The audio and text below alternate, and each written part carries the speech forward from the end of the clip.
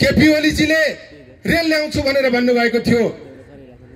भारी समर्थनबाट प्रधानमन्त्री हुनुभएका केपी ओलीलाई रेल ल्याउन कसले छेक्यो? पानी जहाजमा नेपालको झण्डा फरफराउन कसले छेक्यो? घर घरमा ग्यासको पाइप जोड्दिन कसले रोक्यो? हावाबाट बिजुली निकाल्न उहाँलाई कसले समस्या गर्यो? नेपालमा 2 अङ्कको आर्थिक वृद्धि दर हासिल गर्न उहाँलाई कसले अवरोध खडा गर्यो? 3 वर्ष सरकार चलाउँदा एउटा पनि सिग्नेचर प्रोजेक्ट ल्याउन नसक्ने, जनतालाई कुनै पनि खालको राहत दिन नसक्ने, कोभिडको यो महामारीमा जनतालाई परेको यति विघ्न समस्यामा कहीँ पनि सहयोगी बन्न नसक्ने र सरकार छ भनेर हामीले मानिदिनु पर्ने, यो भन्दा असफल सरकार मेरो विचारमा नेपालमा आजसम्म बनेकै थिएन। यो भन्दा भ्रष्टाचारलाई संरक्षण गर्ने सरकार मेरो विचारमा आजसम्म नेपालमा बनेकै थिएन। यो भन्दा बढी विधि विधान विरुद्ध हस्तक्षेप गर्ने, प्रहार गर्ने सरकार आजसम्म नेपालमा बनेकै थिएन। हामीले नयाँ संविधान गणतन्त्रलाई छोडेर राख्नका निम्ति, संस्थागत गर्नका निम्ति ल्याएका हौं। हामीले नयाँ संविधान संघीयतालाई बलियो बनाउनका निम्ति ल्याएका हौं। हामीले नयाँ संविधान नेपालमा समाजवाद लागू गर्नका निम्ति ल्याएका हौं। हामीले नयाँ संविधान समृद्धि ल्याउनका निम्ति ल्याएका हौं। गएको निर्वाचनमा मेरो विचारमा जनताले नेकपालाई त्यति ठूलो भारी बहुमत, स्थिरता हासिल गर्नका निम्ति दिएका हुन्।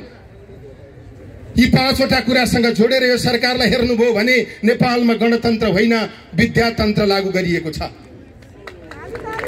नेपालमा संघीयतालाई केपी ओलीजीले राज्यको एउटा इकाइ हो भनेर भन्नुभयो। संसारमा संघीयता इकाइ हुने व्यवस्था कहाँ छ? हामीले एउटा इकाइ बनाउनका निम्ति संघीयता ल्याएको होइन। केपी ओलीजीले भनेको समृद्धि उहाँको भाषणमा बाहेक कहीँ पनि भेटिएन। समाजवादको कुरा गर्नुहुन्छ भने अघि कुन्दनले भन्नुभएको जस्तो ओम्नी र यति ग्रुपलाई बाहेक नेपालमा कसैलाई पनि समाजवाद आएन। स्थिरताको त प्रधान शत्रु हो केपी ओली। उहाँले नेपालमा स्थिरता देख्नै सक्नुहुन्न। विभिन्न विधेयकहरू ल्याएर नेपालको संवैधानिक जे व्यवस्था थियो, अध्यादेश ल्याएर उहाँले त्यसलाई मिच्न खोज्नुभयो। सरकारहरू ढल्न थाले, पार्टीहरू फुट्न थाले। संविधानले राजनीतिक दल फुटाउनका निम्ति केन्द्रीय संसदीय दल र केन्द्रीय समितिमा 40% हुने व्यवस्था गर्यो। संवैधानिक परिषदमा विपक्षी दलको नेता अनिवार्य रूपमा हुनुपर्ने व्यवस्था गर्यो। उहाँले अध्यादेश ल्याएर त्यसलाई पहिल्यै भत्काउन खोज्नुभयो। त्यो एउटा अस्थिरताको द्योतक थियो। संसदमा 2/3 ल्याएको पार्टी अनि त्यसको अध्यक्ष प्रधानमन्त्री भएको बेलामा त्यही संसदलाई उहाँले विघटन गर्नुभयो।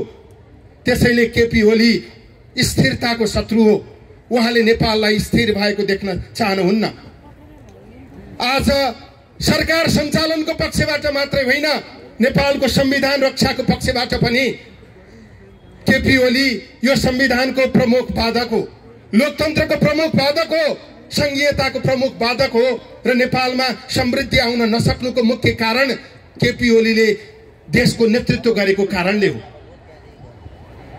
आज नेपालको संविधानले स्थिरताका निम्ति धेरै व्यवस्था गरेको छ। संवैधानिक व्यवस्थालाई कुल्चिएर उहाँले 2/3 को संसद भङ्ग गर्नुभयो। नेपालको संविधानको कुन धारामा प्रधानमन्त्रीले अविश्वासको प्रस्ताव ल्याएर त्यो प्रस्ताव फेस गर्न सकेन भने संसद विघटन गर्ने व्यवस्था गरिएको छ। अझ केपी ओलीजीका विरुद्ध त अविश्वासको प्रस्तावसम्म पनि दर्ता भएको थिएन। धारा 76 को 1 देखि 10 सम्म विभिन्न व्यवस्थाहरू गरिएको छ। 1 देखि 9 सम्म कुनै पनि काम नगरिकन एकैचोटि 10औं नम्बरमा प्रवेश गर्न पाइन्छ।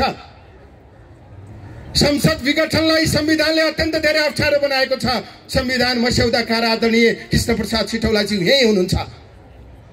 नेपालको संविधानले सरकारहरू छिटो छिटो फेरिए भनेर 2 वर्षसम्म अविश्वासको प्रस्ताव ल्याउन नपाउने व्यवस्था गरेको छ। नेपालको संविधानमा प्रधानमन्त्रीहरूले आफू टिक्नका निम्ति 50-60 जना मन्त्री बनाउन थाले भनेर 25 जना भन्दा बढी मन्त्री नबनाउने व्यवस्था गरेको छ। संविधानमा अवधिभन्दा पहिले संसद विघटन गर्न नसकिने हदैसम्मको व्यवस्था गरिएको छ। तर प्रधानमन्त्रीले प्रचण्डजीसँग रिस उठ्यो, माधव नेपालजीसँग रिस उठ्यो, उहाँले संसद विघटन गरिदिनु भयो। कसैसँग रिस उठेको आधारमा जनताको संसद विघटन गर्न पाइन्छ? हिजोको संविधानमा त्यो व्यवस्था थियो होला, तर नेपालमा आज नयाँ संविधान छ।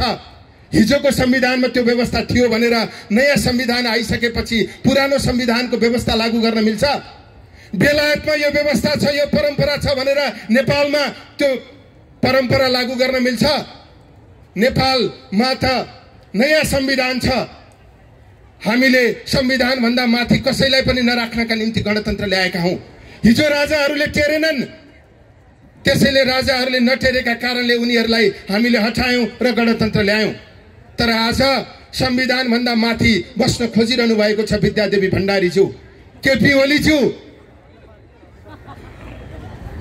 पाब्लो नेरुदले भनेका थिए, तिमी बगैँचाको फूल टिप्न सक्छौ, तिमी बगैँचा फाड्न सक्छौ, तर बसन्त आगमनलाई तिमीले रोक्न सक्दैनौ। केपी ओलीजी, तपाईले एकपटक संवैधानिक व्यवस्थालाई कुल्चन सक्नुहुन्छ। तपाईले एकपटक नागरिक सभाको आन्दोलनमा फोहोरा हाल्न सक्नुहुन्छ। तपाईले थुप्रै मान्छेलाई शहीद बनाउन सक्नुहुन्छ, तर देशको प्रगति र उन्नतिलाई तपाईले रोक्न सक्नुहुन्न। तपाई निरङ्कुश शासक बन्ने तपाईको जुन चेष्टा छ त्यो कुनै पनि हालतमा सम्भव हुन सक्दैन। त्यसैले समयलाई केपी ओलीजीले रोक्न सक्नुहुन्न, लोकतन्त्रलाई उहाँले समाप्त गर्न सक्नुहुन्न। यो जुन खालको प्रवृत्ति केपी ओली प्रवृत्ति मुलुकको राजनीतिमा देखिएको छ, यो प्रवृत्तिले नेपालको लोकतन्त्रलाई बलियो बनाउँदैन, नेपालमा लोकतन्त्रलाई संस्थागत गर्दैन। एउटा भनाइ छ, मकैबारी हेर्न बाँदरलाई जिम्मा दिए जस्तै नेपालको गणतन्त्रको नेतृत्व गर्न केपी ओलीलाई जिम्मा दिएको कारणले यो परिस्थिति निर्माण भएको हो। 62-63 सालको जनआन्दोलनको उपलब्धि हासिल गर्ने सवालमा केपी ओलीजी त्यसको अंशियार होइन। केपी ओलीजी गणतन्त्रवादी नेता पनि होइन। गणतन्त्र विरोधी नेतालाई हामीले गणतन्त्रको बागडोर सम्हाल्न दियौं। त्यसकारण आज यो उपलब्धिहरू संकटमा परेको स्थिति छ। म सम्मानित अदालतलाई पनि भन्न चाहन्छु, अदालत र न्यायमूर्तिहरू हाम्रा लागि सम्मानित व्यक्ति र संस्था हो। अदालतको निष्पक्षताका निम्ति हामी लडेका हौं। शक्ति पृथकीकरण हाम्रो सिद्धान्त हो। त्यसैले शक्ति पृथकीकरणको आधारमा अदालत निष्पक्ष छ भन्ने हाम्रो विश्वास छ। अदालत किन व्यवस्था गरिएको भने केपी ओली जस्ता मान्छेहरू निर्वाचित भएर आउन सक्छन्, यिनीहरूले संविधानमाथि प्रहार गर्न सक्छन्। यस्ता निर्वाचित निरङ्कुश शासकहरूलाई सचेत गराउनका निम्ति, यिनीहरूलाई नियन्त्रण गर्नका निम्ति, निर्वाचित हुँ भन्ने अहमका आधारमा निरङ्कुश बन्न चाहनेहरूलाई रोक्नका निम्ति अदालत खडा गरिएको। त्यसैले अदालतको निष्पक्षतामाथि हाम्रो प्रश्न चिन्ह होइन। हामी जनताबाट निर्वाचित संसदलाई अदालतले पुनर्बहाली गर्छ भन्ने हाम्रो विश्वास छ। यो निरङ्कुश शासक, यो अहंकारी शासकलाई ठेगान लगाउने सवालमा अदालतले संवैधानिक जे व्यवस्था गरेको छ त्यसलाई लागू गर्छ भन्ने हाम्रो विश्वास छ। त्यसैले अदालत प्रति हामी विश्वास व्यक्त गर्दै हामी के भन्न चाहन्छौं भने केपी ओलीले पुसको 5 गते चाल्नु भएको कदम असंवैधानिक हो, अलोकतान्त्रिक हो। त्यो कदम सचिनुपर्छ। मान्छेहरूले प्रश्न गर्ने गरेका छन्। साथीहरू, हाम्रो निम्तोलाई स्वीकार गरेर भव्य समारोहमा उपस्थित हुनुभएका आदरणीय दिदीबहिनी, दाजुभाइहरू, पत्रकार मित्रहरू, सबैलाई म हार्दिक अभिवादन गर्न चाहन्छु। जय नेपाल। ब्रान्डेड जुत्ता लगाएर अलकत्राले पोतिएको सडकमा टकटक आवाज निकाल्दै हिँड्ने खुट्टाहरूलाई खेत र बारीका बारेमा थाहा हुँदैन। पटपटी फुटेका खुट्टा नचिन्ने शासकलाई माटोको कथाका बारेमा थाहा हुँदैन। बजारले उनी दिएको माला लिएर शालिगमा हुत्याउन हतार गर्ने शासकलाई शहीदको महत्त्व थाहा हुँदैन। आज शहीद दिवस म अमर शहीदहरूप्रति गहिरो सम्मान व्यक्त गर्न चाहन्छु।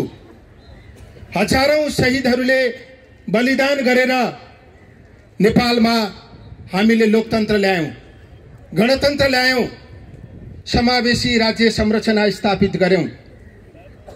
आज रत्न पार्कमा उभिएर हामीले त्यो बलिदानबाट प्राप्त भएको उपलब्धि रक्षा गर्ने सन्दर्भमा तपाईहरुका बीचमा आफ्ना धारणाहरू राखिरहेका छौं। हामीले हिजो यो अन्तिम संघर्ष हो, यो भन्दा पछाडी अब कुनै पनि युवाले अथवा कसैले पनि लोकतन्त्रका लागि संघर्ष गर्नुपर्ने छैन भनेर हामीले भन्यौं।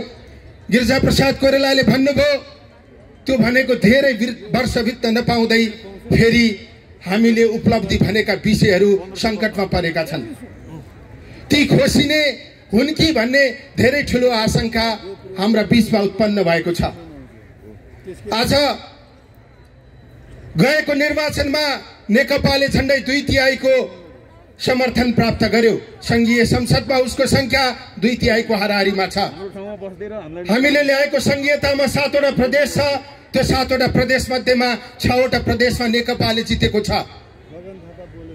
2टा पार्टी मिलेर स्थानीय तहमा जति संख्या उहाँहरूले जित्नु भएको छ त्यो संख्या 2/3 भन्दा बढी छ।